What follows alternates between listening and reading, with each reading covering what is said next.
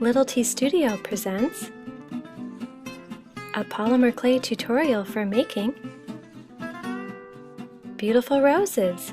The techniques shown in this tutorial can be used for polymer clay as well as gum paste, fondant, and sugar dough. Roses can be turned into so many things, such as pendants. You can make small or large pendants, small or large roses. Beautiful! You can also turn them into earrings, such as this clip-on earring. And then, of course, you can turn them into pierced earrings by attaching the appropriate hardware. So, let's get started. For my roses, I'm going to use some pink Fimo Soft clay.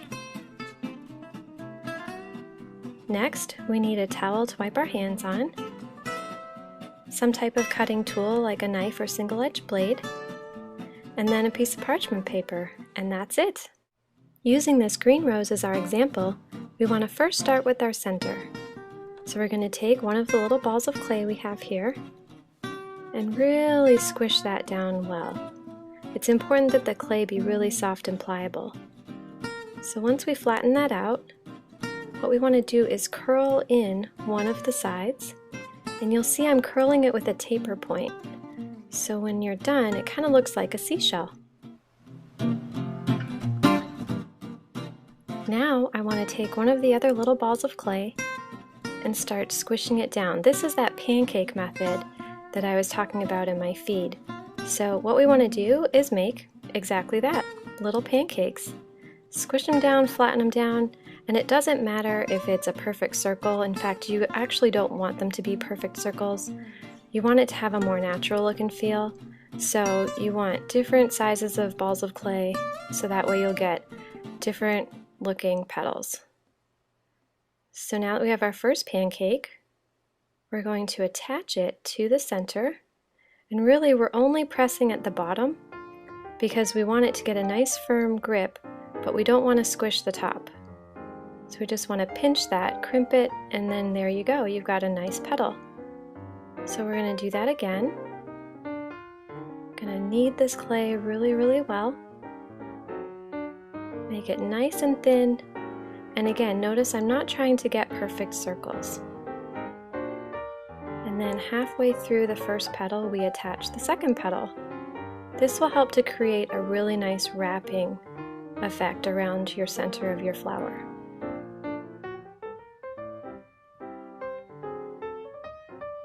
So let's make another petal, squish it down flat like a pancake, get it nice and thin. There we go, that's looking really good. And now we want to attach it to our flower. And again, halfway through the other petal is where you want to attach the new petal, and then just gently pinch the edges so that the flower petals look a little bit curled. That will help give it a really nice natural look. So we're going to attach this piece and again crimp the edges. It's amazing how quickly the flower comes to life as you go through this process, and really it's all about making pancakes and attaching them. And when I was training other people to do this, I've even trained kids as young as 5 years old that have been able to make beautiful flowers using this process, because anyone can make pancakes. So this flower is coming together really nicely, and I think I'm going to add one more petal just to round it out. One of the nice things about making flowers this way is that there's no set of rules to the number of petals that have to be added. It's all up to you, so you can let the flower just develop before your eyes. So we'll attach that now, and then crimp the edges. And I think our flower is complete. Beautiful! So now we have this little stem on the back that we've been holding on to, which helps us add those petals. But a lot of times you really want to cut that off. So before we do that, we need to refrigerate this for at least 20 minutes to help it stiffen a little. Okay, so our flower has had time to harden. So now we want to take our cutting tool and we want to cut it. And you notice I'm not going to cut it this way, because if I do, it's going to smush the detail that we have in there. So we don't want to cut that way. Instead, we want to lay it flat and and gently cut, still using that stem to help keep the blade away from our fingers. And there you go. Now no cutting of the fingers, but we have a nice flat back, perfect for earrings. These roses can be used for lots of different things. If you decorate cakes or cupcakes, you can also use these techniques to create these same roses out of gum paste or fondant quickly and easily. Beautiful!